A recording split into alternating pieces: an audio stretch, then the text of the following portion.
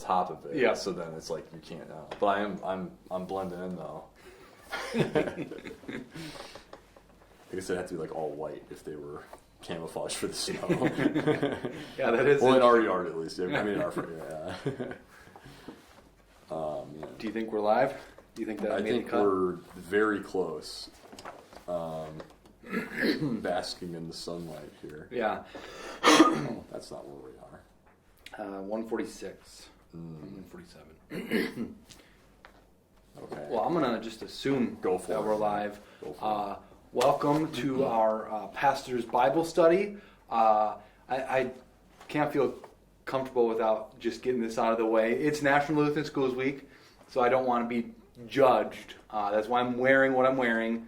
So, well, you're not even wearing all the stuff that you had on earlier. No, you don't I'm even not. have all your accessories. I don't. Yeah, you guys are spared from some of them.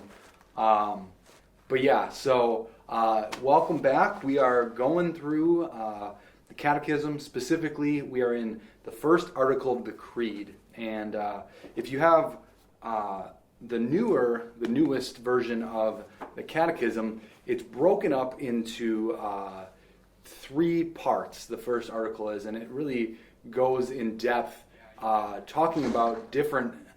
Some snow is gone. The sun that is very bright behind us is melting some snow. Good, make snow blow in the driveway easier. It's just God's creation, you know. Yeah, Just, yeah. good segue. Last time we talked more about the first article from the perspective of God creating everything, and with that, we got into some conversations about, angels and demons, and so that was, it was more of God's creation at the beginning. Mm-hmm. Today, in part 2 of the first article, we're going to talk more about God's ongoing involvement in creation, because that's almost equally important.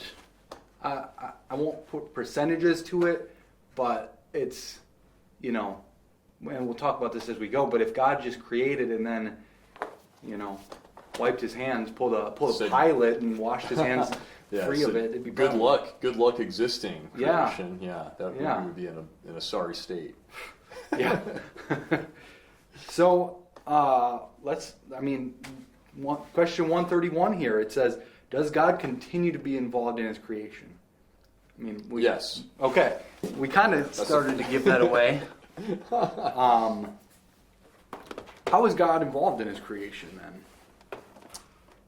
Well, the first thing, let me see if it's listed here. No, I go to the example where Jesus in the Sermon on the Mount, I think it's Matthew chapter 6, Jesus is talking about, if God continually cares for the sparrow, and clothes the lilies of the field, how much is he going to provide for you then?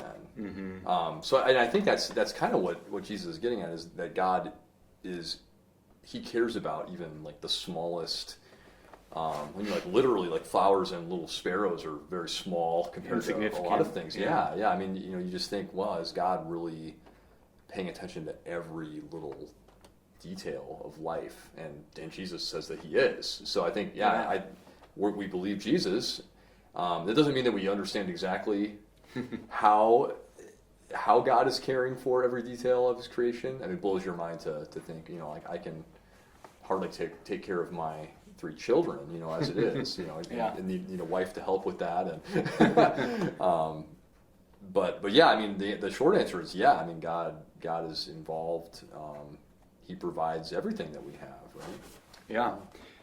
Yeah, I think we may have mentioned it last time too. You may have mentioned it last time in Job, where God just goes through, and that's a long chapter where God just goes through and all these animals and all these things in creation, and God is just it's kind of like you want a glimpse behind the curtain. I'm just going to peel it back a little bit.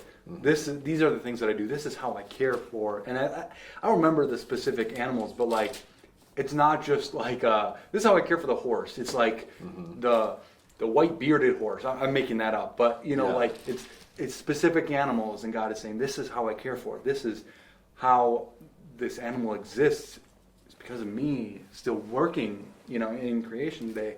And it's just, it really puts you in a realization where we're so small, yet God cares for us. Yeah. Well, it makes, even the passage that you were referencing with your children's message this past Sunday about, like asking God, or, asking our earthly parents for things that we need, and then, how much more will God also give these things to us? I think that's just I think whenever we talk about this, one angle of talking about is he still actively involved in this creation, is I think we're worried that maybe he's not. And so will I receive everything that I need? We're just worried. That's what Jesus is speaking to, just people being anxious or worried about that kind of thing. But I know we're going to get there eventually too, because we're going to say, well, okay, so if God does care for every aspect of his creation, then why isn't everything perfect? Yeah. So that's the Catechism deals with this. Every living, breathing human being deals with this at some point. Just philosophical exercise, I think, that impacts us in real life terms. Mm-hmm. Yeah.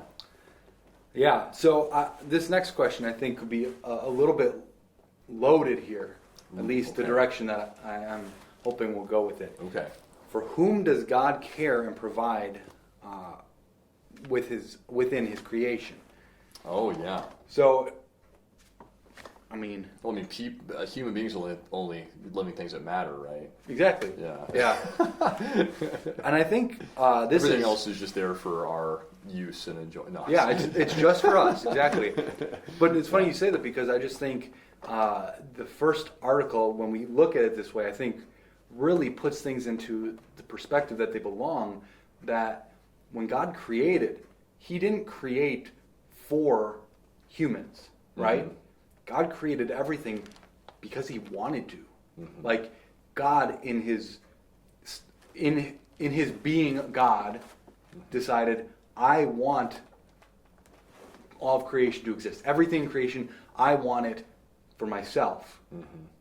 And we get that flipped around sometimes, where it's like, okay, God made this earth for us, he gave us all these things, and really it's God's story. And I think when we realize that we were made for God, God isn't made to serve us, or however you want to dice that up, it really changes the perspective. And it just, my sermon on Sunday puts us in a state of humility where it's like, God doesn't owe us anything.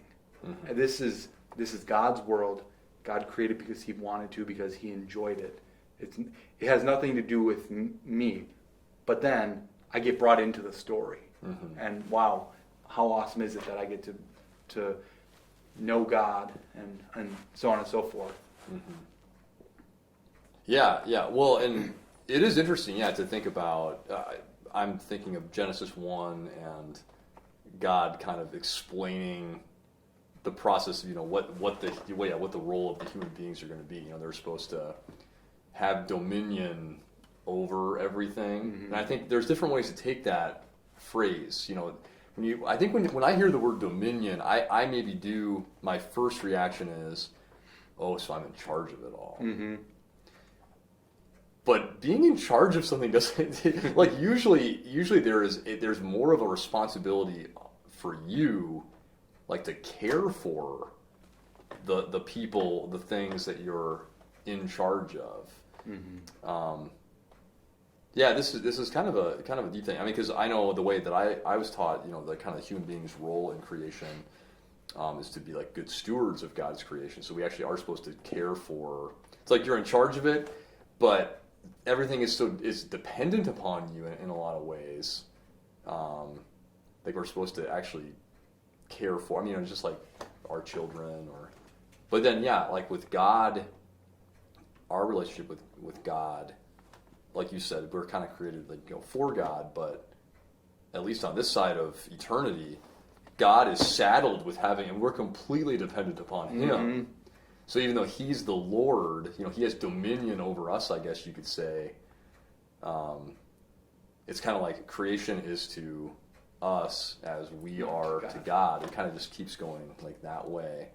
So I guess like the way that we're supposed to treat like the lower, like less, I don't know, sentient creation is supposed to be the way that God cares for us too. Like, yeah, I mean, God doesn't just like we do talk about like we serve God in some ways, but He doesn't really. He doesn't really need us to serve Him. He provides for us, and He doesn't just like take advantage of us. So yeah, I mean, I think sometimes humans, fallen, sinful human beings, take advantage. Like we look at creation as something to take advantage of more for our own gain. Yeah. And I think that's the difference between our relationship with creation and God's relationship with us, is that we are sinners and we don't fulfill it in the proper way. But yeah, what you said earlier, with we are to, or creation is to us as we are to God. I just think that is what and this is not necessarily, I think, in general, the church has not done the greatest job of fixing this, but when we talk about humans being made in the image of God, it's not that like God is up in heaven and has a head and two eyes, a nose, mouth. It's not. That's not. Wait a minute. No, yeah. Jesus looks like that. Yeah. Because Jesus was he became person. Human. Yeah.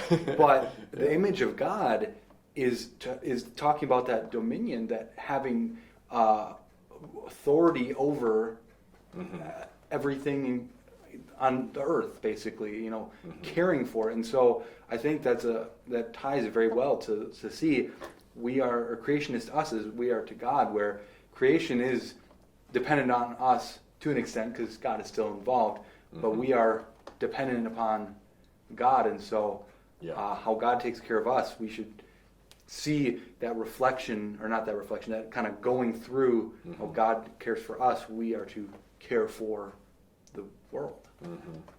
Yeah, absolutely. I'm going to take it in a little bit of a different way. I think it's related to this, but maybe building on it. I remember in some time when I was learning things, there was a discussion about basically is creation, is this world simply just the stage on which God's plan of salvation plays out, or is it something more than that? Because I think sometimes we do kind of think there's a way that you can read through the scriptural story of God promising the Savior and then sending Jesus, and He lives and He dies and He rises again and someday He's going to come back, that you think like, oh, it's just about human beings and everything else is just kind of fluff. It's just kind of like set designs. But I think we have to say that, if you read through the first couple chapters of Genesis, you're like, no, like God He didn't just create this as some beautiful set design for a salvation play. He actually has a plan for this whole thing, like grasshoppers and bees and squirrels and, what do you say, a white bearded horse or something? I don't know, whatever. Yeah, whatever breed. To all be like redeemed and restored. Like now we'll talk about. I think we're going to go in that direction. Like, what does it mean? Our horse is sinful. Who knows? But do they have souls? Yeah. Not answering your question. Yeah. There is. Yeah, I don't know if we can answer these questions, but I think it's more than just. I think we do. We have like a very diminished view of creation sometimes that I think is kind of unique to the last few centuries of, especially Western thought, where it's become more focused on self. Right now in 8th grade religion, going through the Lord's Prayer, and we're talking about the article or the petition, "Thy kingdom come." And talking about how God's kingdom is where God rules and reigns, and that's first and foremost in the hearts of believers. But also, like, God rules and reigns over all of creation. Now, the devil is also. There's an interesting dynamic there that we won't go into because he has power right now. and he will until Jesus returns and does away with him. But if you think about this, creation, the earth itself, and non-living or non-human creatures have also been affected by sin. Human sin had a deeper ripple effect than just now for all of eternity or for all of history, humans are going to be affected by sin. Mm-hmm. But God had to kill an animal to clothe Adam and Eve in the garden, and before that, animals were not attacking other animals. They were not vicious. Mm-hmm. Natural disasters, earthquakes, volcanoes erupting, like that kind of stuff wasn't happening before because that's not how God created things to be. But the effects of sin go deep, and so we're talking about how God is, how Jesus is going to restore creation when He comes, and so. Maybe you've had this question before. This came up when I was going through this last week. Mm-hmm. Do you think like there'll be dogs in heaven or like animals? That movie, All Dogs Go to Heaven. I know. Really. Next question. Yeah. So I feel like this is kind of an easy answer. I think yes. I think there will be animals in eternity. Mm-hmm. Where my mind goes right away is just there's so many times in the Bible where there's like future visions of the restored creation, and you have kind of the callbacks to and the lion will lie down with the lamb, and the child will play at the hole of the serpent, and basically there's not going to be... Now, I guess, you could say, well, it's just figurative speech.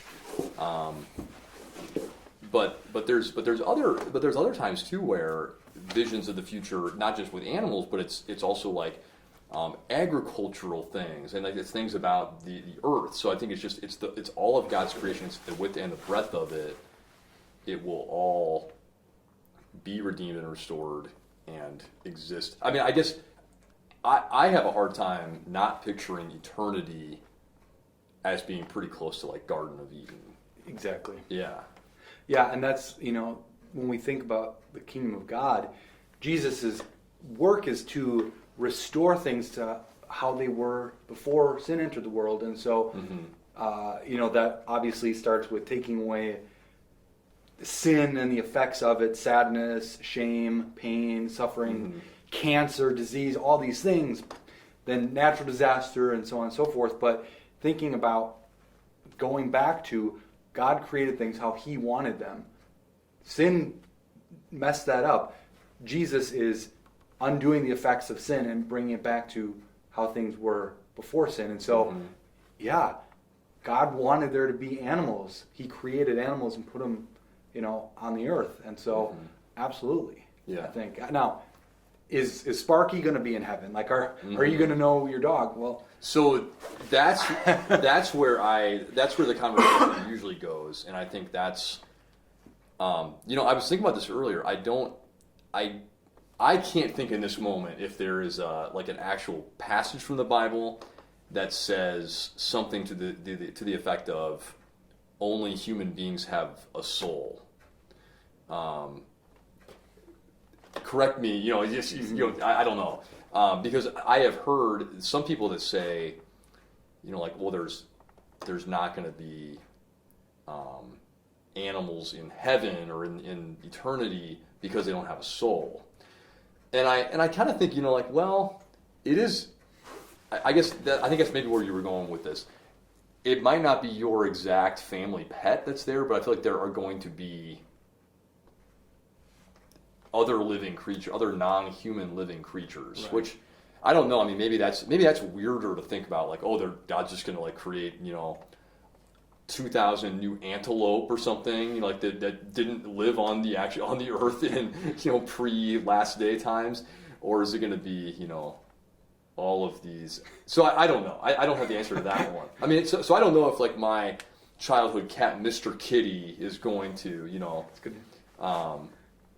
But then it goes to like yeah, is there some type of criteria? I'm getting into the wacky now. Is there some kind of criteria where, because like obviously with humans we have some who trust in God, have saving faith, like they live with God forever, and those who don't are separated from God. Is there something similar with the animal? Like my dog. Well, my dog was definitely a sinner. That dog was going to be condemned for sure. I'm getting a little bit too ridiculous at this point, but I guess I will be surprised if it's like a humans only club. In eternity. Yeah, exactly. I don't know. Like, what do you think? Will like Sparky, the particular golden retriever who lived from 1989 to 2004, like, will that dog be in heaven? I don't know. Well, I think we can't know, and so if somebody were, I would want to craft it in a very kind way. But if somebody were to ask that question, I would say you're probably asking the wrong question. Mm-hmm. Because that puts the focus on, instead of heaven being focused on this perfect restored relationship between us and God, you're focused on the details of, well, what if I have to live next to this guy, or what if, and so I just think it can be a little bit harmful if we go too far down that, and because there are people who say, well, if X, Y, and Z isn't in heaven, then I don't want anything to be with heaven. People are just, they're basing, they're projecting heaven based on their experience on earth. And that's just, it's going to surpass everything that this earth has to offer currently. That's the thing. I think it's hard for us to even wrap our minds around it. But this might sound a little, it doesn't sound quite as bad when we're talking about a dog maybe, but if Sparky's not in heaven, I'm not gonna, I don't think I'll ever give it a second thought. Yeah. We can't comprehend, like you said, like the fulfillment, the satisfaction, just the by being with God. There's no way to even quantify how that will be. So you're right. Yeah, I think it's ultimately kind of a fruitless conversation that we just had. Just wasted the last 10 minutes of your time. But boy, do we love talking about what do we love speculating on what heaven's going to be like? It's one of our favorite pastimes. Yeah, for real. Yeah. I don't know if you ever shared this, but when you said there was something about the antelopes, one of our professors at seminary, Dr. Okamoto, he asked the question, when Jesus multiplied the fish, did he make them adult fish, or did he make them like baby fish? And just these kind of things are funny, but we don't know. But it is like just one of those chicken and egg, like trying to wrap your mind around it. But I feel like maybe there was a meeting in heaven, Jesus, like the Father and the Son, debating what should they be, what age of the fish should they be, It's like at a church meeting, you pick out the color of carpeting. Yeah, I don't know. They've got, they had all of pre-time to plan these things out. Right? Well, healthy give and take. Yeah. All right. Anything else from that question or from that section? Well, I guess the one final thing would just be, I don't know about all these questions, but I do know that God cares about Sparky and provides for him. Yeah. and part of it is, from maybe human beings providing for those domesticated animals, but otherwise, God's doing stuff for all these other species and their ecosystems, and we don't even have any knowledge. We have to talk about that with Job, Job, those chapters in Job. There's just so many different levels that God is operating on to keep his creation going that would just blow our mind if we knew even 1% of what he's doing. Yeah, I know, and that's a good segue into this next question: what does God provide for a body and life? I know we mentioned this. We'll reference this kind of in a sermon or in our prayers, but we do believe that God, every good thing that we have in our lives comes from the hand of God.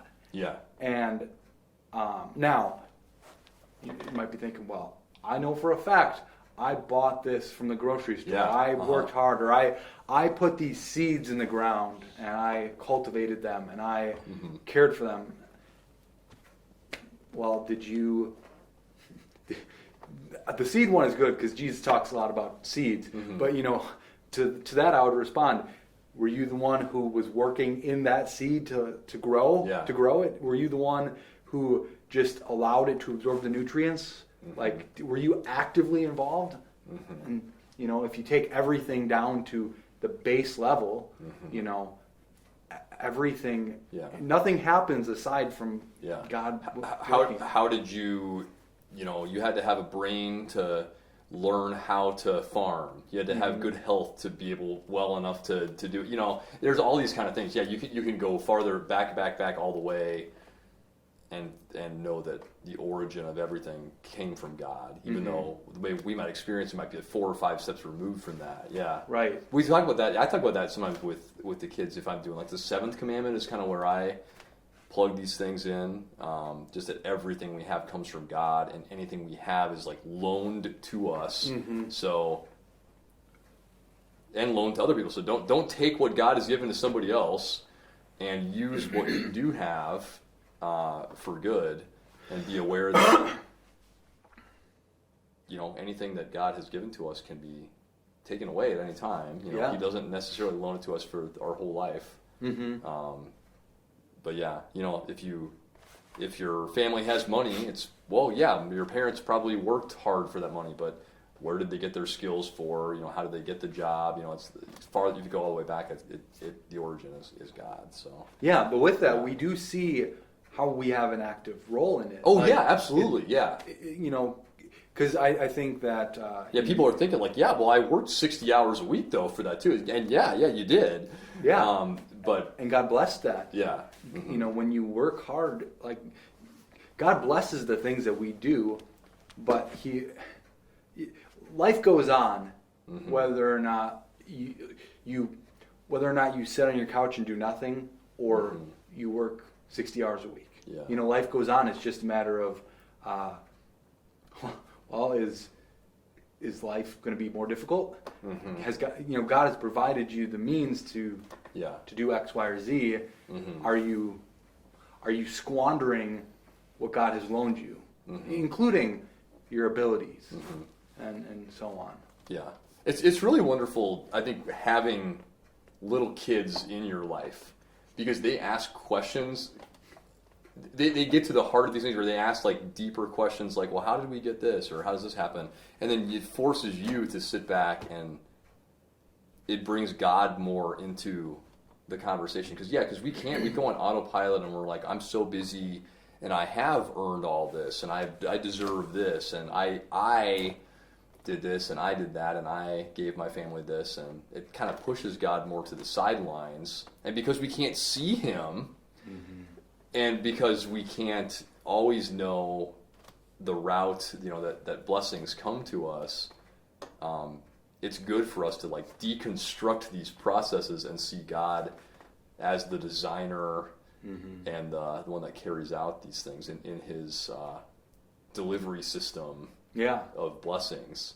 Yeah, He's, I just think about like the delivery system, just like even something as small as like the bee transferring, the pollen, like God has these intimate, tiny details that affect, like it's a chain reaction, it's a domino effect, but, He's got this master plan that everything is important, I do wonder, and this could take us down a huge rabbit hole that we don't need to go down, but there are certain animals, certain insects that I'm like, what is your purpose? Like, why did God create you? Yeah. But that just highlights. I've thought of that. Yeah. I remember. Yeah, like when I was a kid, I don't know. It's not that weird, but like I was like really afraid of like spiders and bees. I just like didn't why are these things that can bite and sting me? Why are they around? And like the bees one is pretty obvious. Like my parents would remind, well, they actually play a very crucial role in nature. I think the spiders do too, but maybe not quite as crucial. They get rid of mosquitoes, but then why are mosquitoes? Yeah. You know, like. But I remember, like actually one time I was over at a friend's house and I saw like this nasty spider in their basement, and she said like, don't kill that spider, it's part of God's creation. And I was like I thought she was ridiculous. But now, like, if we see, like, sometimes, like, I mean, yeah, if we see, like, certain bugs in our house, like, we tell our kids, like, well, don't just kill the bug. Like, if we can take it outside, you know, let's scoop it on a piece of paper or something. Right. And now, you know, I don't know. If I'm the only one around, maybe I kill the spider. When Anna taught 3 and 4-year-olds, that was, like, a really tough thing because, you know, you're teaching this is part of God's creation, and then you find that nasty spider, and you're like, I don't even want to get close enough with a piece of paper. I just want to get my long-armed vacuum, and you know, and so it is tough. I think what we've said is things outside the house we leave alone. Things inside the house. But even that's not perfect. And it just it's. I think maybe there's an allowance in our fallen creation for us to. And if not, just repent of it. You know. But it is But to the other point, just. To wrap up, I guess, there are some creatures that we have to wonder, we don't know what God, maybe God was being a little silly on that one. That's only for his own personal enjoyment. Or something. But we also don't know, because from the original time of creation, the creation has been broken. So we don't know. You know, I mean, a lot of the ways that creatures interact with each other they're not the way that it was intended to be. That's something I've never thought about. Is like how beautiful it would be to see all these negative things. Like you walk through a spider web and it's like, you can't get it off no matter what. It's so sticky. To see these things that we see as negative be used for how they were intended, and this beautiful part of God's creation. Like that's I've never thought about that, but that's pretty cool to think about. Well, I think we'll see it someday. Absolutely. So that's what was supposed to happen. Do you want to tackle these next few things, or do you want to go to the end on page or question 139? I think we should. I think we would be probably doing a disservice if we didn't touch on it. I think, well, you guys will see. I think these are kind of over-discussed concepts, but they are like probably literally the most difficult thing to answer or respond to. I just assumed everybody had a good answer for this. So. Oh well, maybe they can. Maybe we should let them guest host next week. Taking applications. Question 134. What does God do to take care of us? And then I'll just read the other questions so you have a point of reference. I think these are all closely related. If our gracious Creator provides for all of our needs and protects us from all evil, why do suffering and death exist in the world? And then the last question. Why do some of us experience more suffering and misfortune than others? This is the classic question, right? Isn't this? Well, this isn't exactly. What is it that like the cross of the theologian is the question? Like, why are some saved and not others, right? But I think this is like a close, maybe 1A and 1B. Like, you know, basically, why do bad things happen? If God is almighty and all powerful, I remember one time I was in a class and we were kind of talking about this, and one of my classmates said that they will respond. Sometimes, like if somebody tells them about just a tragedy that happened in their life, he'll say, "I don't know why that happened, but I know what God is doing." Like in response to it, or I know what God has done to start to make things right again. And obviously that's a lead into the gospel. I mean, it's like a law and gospel, yes, there's horrific consequences of sin in the world, and the Catechism gets into that too. But Jesus has died, and he's risen again. He's coming again to restore all things. It doesn't make it immediately right in your life, like if a loved one has died, or you have been diagnosed with like a terrible illness or something. But you know that there ultimately is hope. Mm-hmm. But I think that's the struggle where we've just listed off God being intimately concerned with every detail of life, and it's like, well, if he's able to undo some of these things or prevent some of these things, then why doesn't he? And the answer that I think the legitimate answer is, I don't know. And it especially gets difficult when he does things sometimes. Mm-hmm. Like you read stuff in the Bible. Yeah, or even modern day, like Mm-hmm. like my grandpa had a very rare form of cancer. The doctor said he had 6 months to live. He lived 17 years longer. Yeah. Mm-hmm. Why that and not this child? Mm-hmm. Yeah. And when it can really make you uncomfortable, and that's not a bad thing. Mm-hmm. Like it's okay to be uncomfortable and to put yourself in a position where even if you think, oh man, God doesn't look good here, like he doesn't need to have it where you understand how he's working, and he's big enough to deal with you being angry with him. But it just, he doesn't need us to be like his defense attorney. Yes. Yeah. And I remember in high school, a professor, they're not professors in high school, a teacher talking about like, God doesn't need you to defend him. And how true that is. Now we have apologetics, which literally means the defense of, but that's more, I think, when we think about apologetics, it's more of like giving answers to things and doing our best to explain it. And I think the best thing we can explain is, kind of a different question, but when people ask the question, why doesn't God do something? I think that's, if somebody asks that question exactly, I think that's just like an underhanded softball pitch to just hit out of the park. Why didn't God do something? Well, he did. He sent Jesus. Yeah. And I think as much as when we talk about this concept of suffering and why some, not others, or why do bad things happen, isn't God all powerful? All these questions. Yeah. We, as much as we can, we want to point back to he did do something about it. Yeah. Because there, as we already talked about, there's so much that we don't know, an alarming amount that we don't know. But what we do know is more important than all that we don't.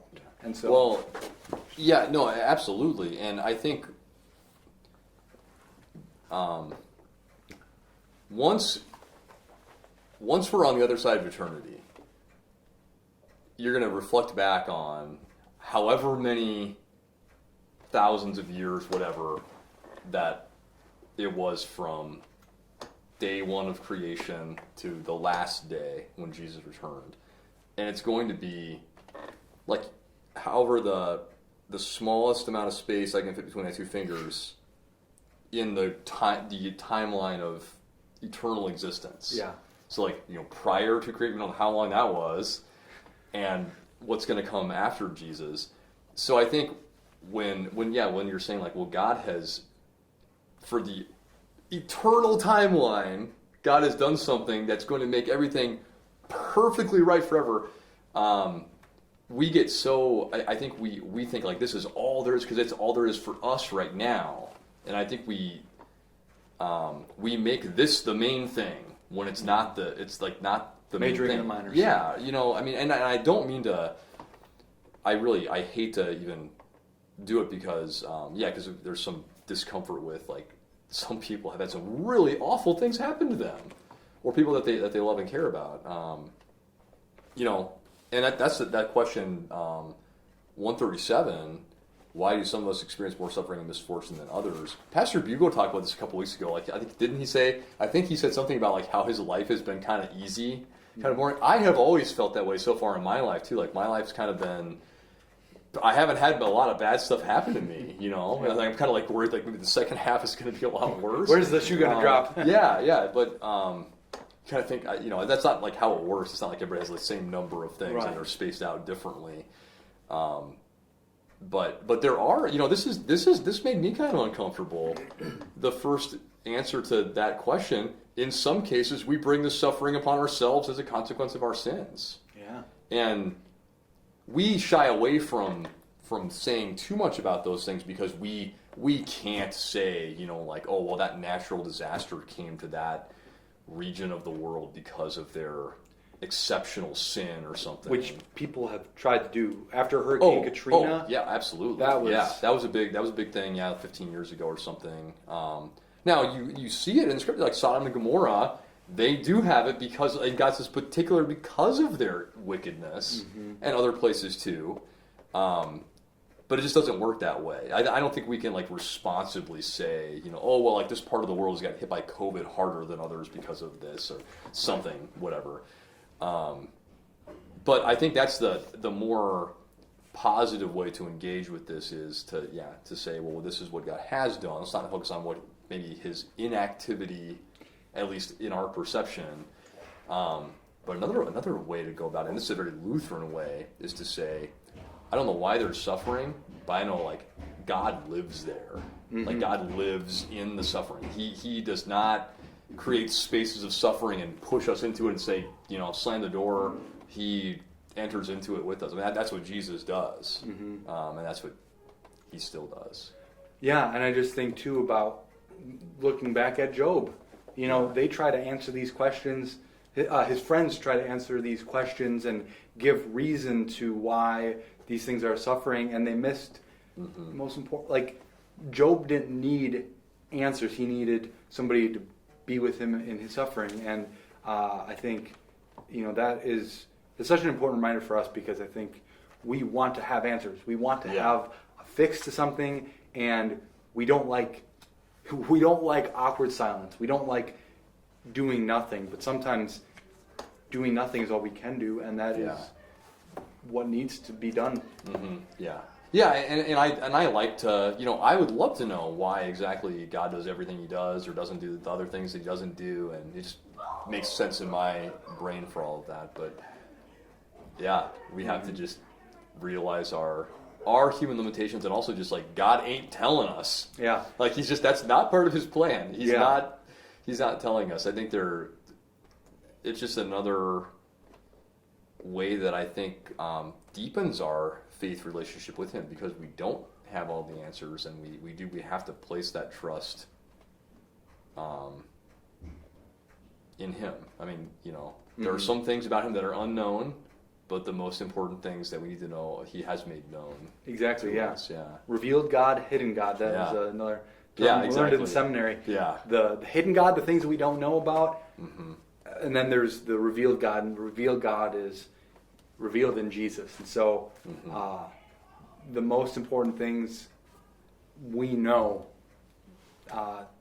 in and through Jesus. And so, I mean, I can't think of a better place to land this plane than right there. Yeah, I think you landed it. Yeah. Well, thank you for joining us as we continue to walk through the Creed.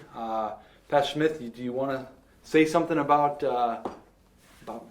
worship on Sunday? Oh, am I preaching on? Oh, that's right. Oh boy. Thanks for the reminder. Yeah, we're over the next few weeks here. We're going to do a new sermon series, and we're going to be looking at 4 key areas of being a disciple of Jesus. First one's going to be, I'll give a one-word teaser, talking about gathering. What does that mean? We'll find out this weekend. So join us for worship, and see us again next week for Bible study or catechism study. I don't know. Yeah, it's got a lot of Bible as we go further in the Creed. So. Right. Thanks.